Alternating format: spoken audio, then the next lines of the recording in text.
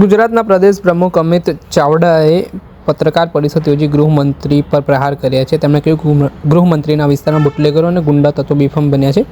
Bardoli sugar ફેક્ટરીને ભાજપના ભ્રષ્ટાચારી શાસકોએ લૂંટી હોય તેવા આક્ષેપો કર્યા છે. સમગ્ર ઘટનામાં અમિત ચાવડાએ કહ્યું કે સરદાર પટેલના નેતૃત્વમાં અંગ્રેજો સામેની લડાઈમાં બારડોલી મહત્વનું કેન્દ્ર રહ્યું, તેથી સરદાર સ્મારકને રાષ્ટ્રીય સ્મારક તરીકે જાહેર કરવામાં આવે. ભાજપની ડબલ એન્જિનની સરકારમાં ખેડૂતોને પૂરતા બજાર ભાવ નથી મળી રહ્યા, પોલ્યુશનમાં સતત વધારો થઈ રહ્યો છે, બેરોજગારી વધી રહી છે, કાયદો વ્યવસ્થા કથળી રહી છે, ચારો તરફ ભ્રષ્ટાચાર ફેલાઈ રહ્યું છે. આ મામલે શું કહી રહ્યા છે પહેલાં કોંગ્રેસ પ્રદેશ પ્રમુખ અમિત ચાવડા, તેમને સાંભળો. દક્ષિણ ગુજરાતની જનાક્રોશ યાત્રાનો આજે 7મો દિવસ છે ને આજે બારડોલીથી શરૂઆત કરી અને સાંજે માંગરોળ સુધી પહોંચવાના છે.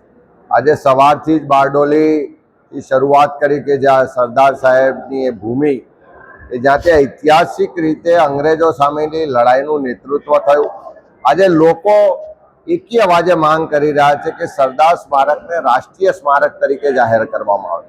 સાથે સાથે બારડોલીમાં જે સુગર ફેક્ટરી એ આખા દક્ષિણ ગુજરાતમાં ખેડૂતો માટેનું એક આશીર્વાદરૂપ સંસ્થા હતી, એને ભાજપના ભ્રષ્ટાચારી શાસકોએ લૂંટી લીધી, ચૂસી લીધી અને વ્યાપક પ્રમાણમાં જે ભ્રષ્ટાચાર થયો છે એવા તમામ ભ્રષ્ટાચારીઓ સામે પગલાં લેવાની લોકોની માંગ ઉઠી છે. આ આખો સુરત જિલ્લો એટલે ગૃહમંત્રીનો હોમ ટાઉન, હોમ જિલ્લો કહેવાય.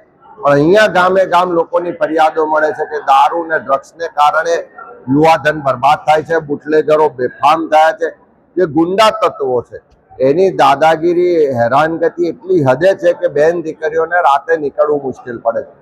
એ જ રીતે આખા વિસ્તારમાં જોઈએ તો રસ્તાઓ ખૂબ બિસ્માર હાલતમાં છે, ખેડૂતો હેરાન પરેશાન છે અને ઉત્પાદનના પૂરતા બજાર ભાવ નથી મળતા. અનેક વિસ્તારો એવા છે કે જ્યાં દક્ષિણ ગુજરાતની જનાક્રોશ યાત્રાનો આજે 7મો દિવસ છે ને આજે બારડોલીથી શરૂઆત કરી ભ્રષ્ટાચાર ચાલી રહ્યો છે, સાંજે માંગરોળ સુધી દાદાગીરી ને સવારથી બારડોલી પોલીસ અને પ્રશાસન હપ્તા લેવામાં વ્યસ્ત છે અને પ્રજા બધી જ રીતે હેરાન પરેશાન અંગ્રેજો સામેની લડાઈનું નેતૃત્વ થયું. આખા આજે લોકો બારડોલીથી લઈને અવાજે માંગ કરી રહ્યા છે કે સરદાર વર્ષોથી ભારતીય જનતા પાર્ટીના ધારાસભ્યો અહીંથી સાથે સાથે બારડોલીમાં જે અને ભાજપની ડબલ એન્જિનની સરકાર છે ખેડૂતો માટે એક આશીર્વાદરૂપ વિકાસથી વંચિત છે. સંસ્થા અનેક લોકોને રોજગારથી વંચિત છે, કાયદો વ્યવસ્થાની લૂંટી લીધી, ચૂસી લીધી, બડી બાગી છે. જ્યારે તરફ પ્રમાણમાં જે ભ્રષ્ટાચાર થયો તમામ મુદ્દે ભ્રષ્ટાચાર ખૂબ આક્રોશ સાથે આજે માંગરોળ યાત્રામાં જોડાઈને સુરત જિલ્લો એટલે ગૃહમંત્રી આવનારા દિવસમાં હોમ ટાઉન, હોમ જિલ્લો કહેવામાં પડવું. અહીંયા ગામે ગામ જિલ્લા કોંગ્રેસ મળે છે કે દારૂના માધ્યમથી રસ્તા પર ઉતરી યુવાધન બરબાદ થાય છે, લોકોના હક અધિકાર ન્યાય માટેની ગુંડા તત્વો છે. સાંભળ્યા કોંગ્રેસના પ્રદેશ પ્રમુખ અમિત ચાવડા તેમણે પ્રહાર કરતા કહ્યું કે એશિયાની સૌથી મોટી બારડોલી સુગર ફેક્ટરી દક્ષિણ ગુજરાતના ખેડૂતો માટે આશીર્વાદરૂપ સંસ્થા છે, પરંતુ ભાજપના ભ્રષ્ટાચારી શાસકોએ તેને લૂંટી લીધી છે, ચૂસી લીધી છે, જેના કારણે ભ્રષ્ટાચાર વ્યાપક પ્રમાણમાં ફેલાઈ રહ્યો છે.